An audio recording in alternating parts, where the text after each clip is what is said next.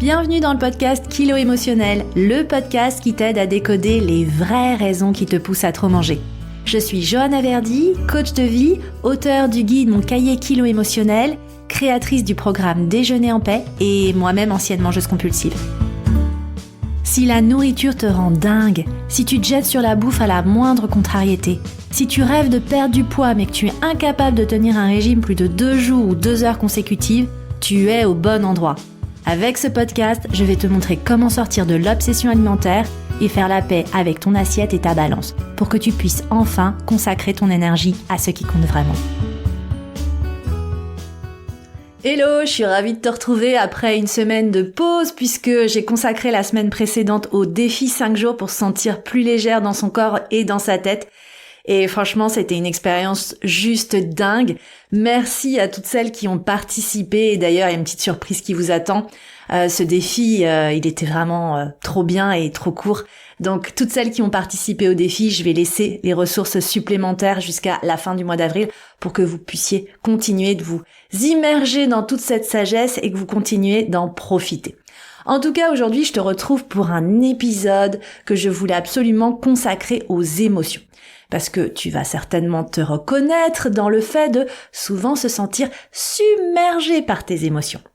Et est-ce qu'on te reproche souvent d'être trop sensible, trop à fleur de peau, trop émotive, trop susceptible, trop drama, qu'on pourrait résumer souvent par « Purée, qu'est-ce que t'es chiante, on peut vraiment rien te dire à toi ». Moi, en tout cas, c'est des phrases que j'ai vraiment très longtemps entendues et c'est vrai que pour moi, ça a toujours été difficile de dire certaines choses sans pleurer. Et le moindre accroc de ma journée me faisait vraiment vaciller et vriller et tomber dans la bouffe. Et peut-être que toi aussi, aujourd'hui, tu te retrouves dans cette situation où tu ne sais plus quoi faire de ce trop-plein intérieur et tu manges pour calmer toutes ces émotions qui débordent. Alors si tu te reconnais, tu vas voir, cet épisode va venir mettre des mots sur ce qui se passe vraiment en toi et ça va, je l'espère, ouvrir pour toi une voie, un autre regard plus bienveillant sur ton fonctionnement intérieur. Grâce à l'épisode d'aujourd'hui, tu vas comprendre pourquoi ta grande sensibilité est autant une force qu'une source de confusion et les vraies raisons qui font que tu ne sais pas quoi faire de tes émotions aujourd'hui. Tu vas voir, je vais t'expliquer pourquoi tout ça finit toujours par se retourner contre toi, à la fois dans ta relation à toi-même, aux autres et à la bouffe. Et reste bien jusqu'à la fin de l'épisode parce qu'évidemment, je vais te donner des pistes pour aller plus loin en te posant les bonnes questions. Et pour commencer, allons explorer d'un peu plus près cette grande sensibilité qui te caractérise. Moi, toutes les personnes qui rejoignent mes programmes en autonomie ou mes programmes d'accompagnement que j'encadre personnellement, je leur demande toujours d'évaluer, on va dire, leur sensibilité sur une note de 1 à 10. Et je pense que la moyenne doit être à 8,5. Les notes qui reviennent le plus souvent, c'est 8, 9 et 10. Bah ouais, nous, on se sent ultra sensible, méga sensible. On sait qu'on est des personnes à l'écoute. On est des personnes empathiques, tournées vers les autres. Et d'ailleurs, vous êtes nombreuses aujourd'hui à exercer un métier qui est justement tourné vers le soin des personnes ou qui est tourné vers les autres tout simplement. Il y a beaucoup d'entre vous qui êtes infirmières, qui êtes enseignantes, qui avez des métiers tournés vers le social, tournés vers les autres. Moi aujourd'hui, je suis coach et je vous accompagne, c'est pas neutre non plus. Et on est tellement connecté aux autres, on a tellement l'impression parfois d'être médium, de savoir lire dans l'esprit des gens et de savoir lire dans le body language des gens, que on peut parfois se retrouver à attendre que les autres nous rendent l'appareil, que les autres soient aussi attentionnés envers nous, que les autres puissent peut-être percevoir que là on est fatigué ou que là on est contrarié et on se dit souvent « ouais mais là, il devrait se rendre compte, il devrait savoir. » Et on voudrait aussi que les autres reconnaissent nos efforts, qu'on nous félicite. Le problème, c'est qu'on est toujours déçu. Cet espoir est toujours déçu parce qu'au final, on se retrouve à recevoir généralement plus de reproches que de félicitations. Et t'as peut-être l'impression aujourd'hui que t'es trop bonne, trop conne, que tu te fais avoir tout le temps. Si c'est le cas, je t'invite à écouter l'épisode 65. Les autres me bouffent et ça me bouffe. Moi, en tout cas, c'est vraiment quelque chose qui m'a caractérisée pendant toutes mes années de compulsion alimentaire. Et le pire, c'est que non seulement toutes ces personnes autour de moi me suçaient la moelle, mais en plus, ils me disaient, alors que je leur rendais tellement de service et que j'étais tellement présente pour eux, que j'étais trop sensible, trop soupolée, trop susceptible. Et encore une fois, moi j'ai le souvenir de mon père et même de mon conjoint de l'époque ou de copains et de copines qui me disaient « Non mais toi Jojo, de toute façon on peut rien te dire ». Et c'était vraiment terrible à vivre au quotidien. Alors finalement, pourquoi ce décalage ? Pourquoi est-ce qu'on a l'impression que nous on donne énormément aux autres, qu'on est une bonne personne, mais que finalement ça vient pas servir nos intérêts ? La réalité en fait, c'est que on a tendance à être beaucoup plus connecté aux émotions des autres qu'à nos propres émotions. Pourquoi ? Pour plusieurs raisons. La première raison, on va dire assez universelle, c'est que en tant qu'enfant, on apprend les émotions tout simplement par mimétisme en regardant les autres. Et le problème pour beaucoup d'entre nous, c'est que dans notre passé, on a pu avoir des parents qui étaient soit absents, soit défaillants émotionnellement. Tu as pu vivre dans des environnements où il y avait de la violence, des abus, de l'alcoolisme, de la dépression. Peut-être que tu as vécu aussi du harcèlement à l'école ou des moqueries. Et donc finalement, cette grande sensibilité n'a pas pu s'exprimer parce que tu étais dans un environnement qui n'était pas capable d'accueillir cette sensibilité. Et tu vois, je vais te parler de mon cas personnel simplement pour que ça fasse peut-être écho avec une expérience que tu as vécue et que tu penses peut-être être normale. Et c'est ce qui est terrible, c'est que parfois on est tellement habitué à certaines choses qu'on pense que c'est normal, mais non, ça l'est pas forcément. Donc moi, dans mon cas, j'ai grandi avec un père qui est tombé en dépression juste au moment de ma naissance. Donc j'ai connu tout le temps mon père en dépression. Et l'une des caractéristiques de son état, on va dire, de santé mentale, c'est qu'il était carrément imprévisible. C'est-à-dire qu'un jour, il pouvait être de bonne humeur, le lendemain au fond du trou, et le troisième jour, partir dans une colère folle. Et j'ai vraiment le souvenir, enfant, de m'amuser avec mes Barbies. On n'avait pas beaucoup de sous, donc je m'amusais à bricoler des petits accessoires moi-même, en fabriquant avec des bouts de tissu et du coton, et en allant coudre ça grâce à la boîte de couture de ma mère. Et un jour, mon père rentre, et par inadvertance, il donne un coup de pied, et la boîte de couture de ma mère se renverse. À la base, c'était un accident, c'était pas de ma faute. Lui, il avait fait aussi un pas malencontreux. Sauf que là, mon père a explosé dans une rage folle. Il s'en est pris à moi, c'était de ma faute. Pourquoi est-ce que cette boîte de couture était au milieu de son passage ? Parce que évidemment, le résultat, c'est qu'il y avait des fils et surtout des aiguilles répandues partout sur la moquette du salon. Donc vraiment, j'ai ce souvenir très précis en tête qui est venu se graver en moi comme une sorte de tsunami de l'époque. Et ce que j'ai développé dès cet âge-là et que toi aussi t'as peut-être développé avec ton histoire et à ta façon, c'est qu'en fait, on développe un état d'hypervigilance permanent. Parce qu'on ne sait pas comment notre parent va réagir d'un jour à l'autre. Donc tu vois, on est comme ça dans cet état où faut être hyper vigilant, faut être hyper connecté à l'autre parce qu'on ne sait pas ce à quoi il faut s'attendre.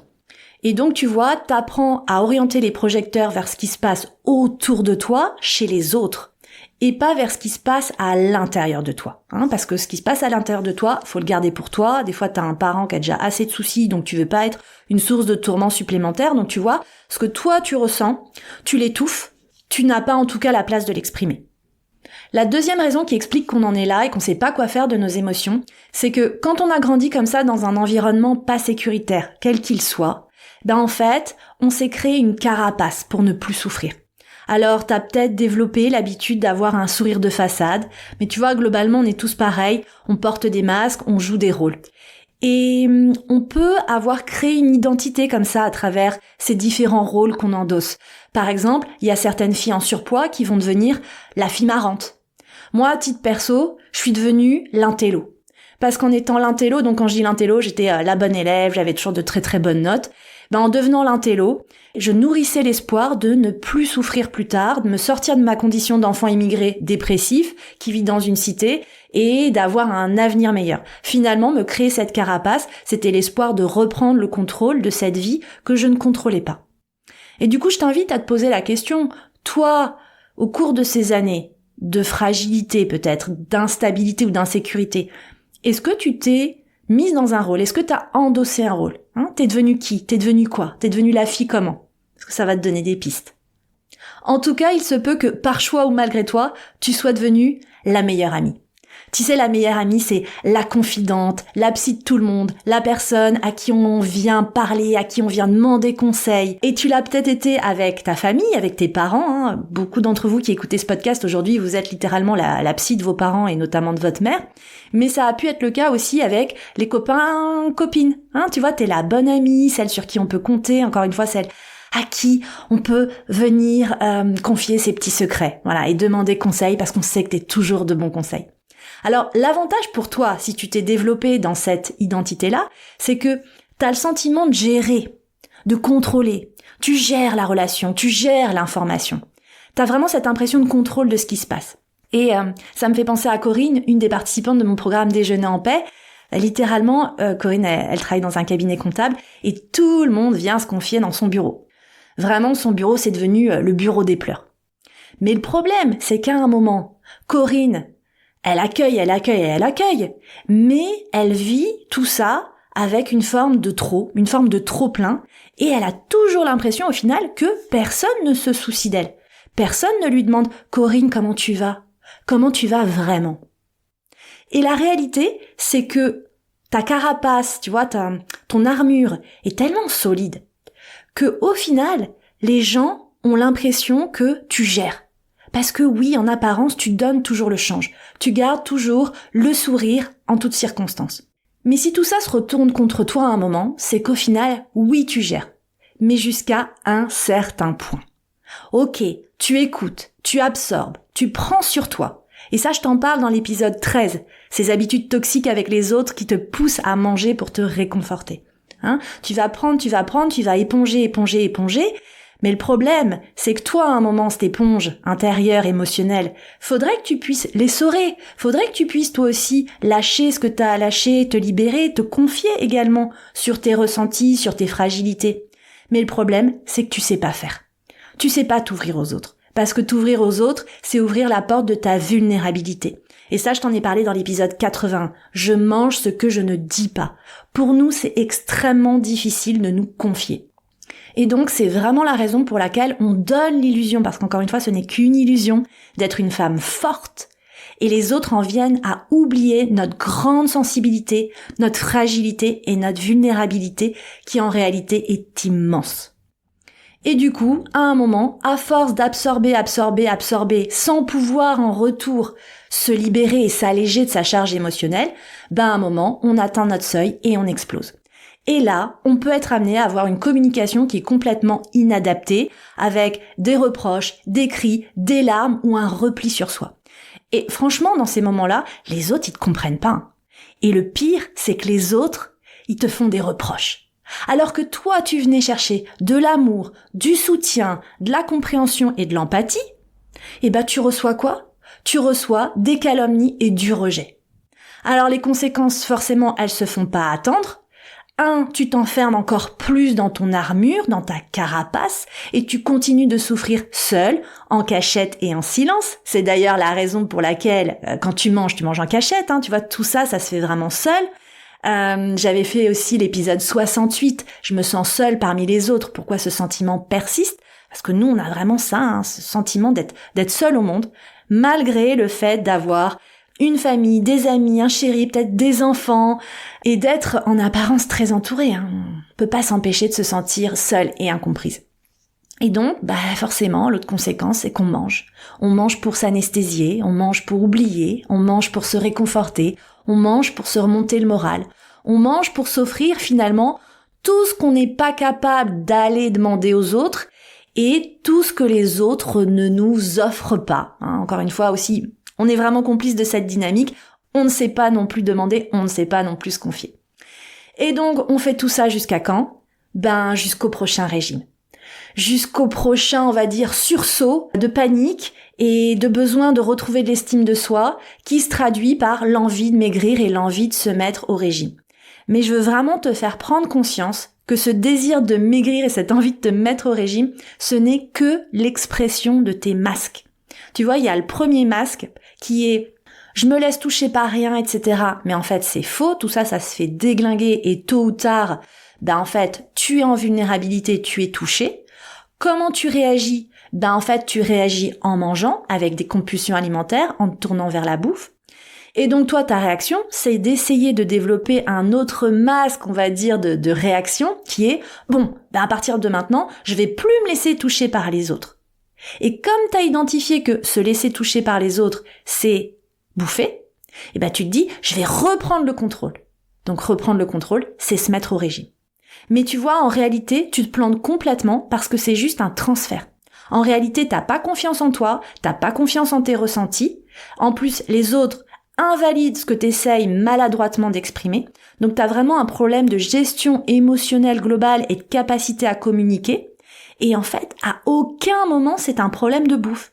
Mais je répète, on associe ça à la bouffe parce que quand les autres nous touchent et que les situations nous affectent, on mange.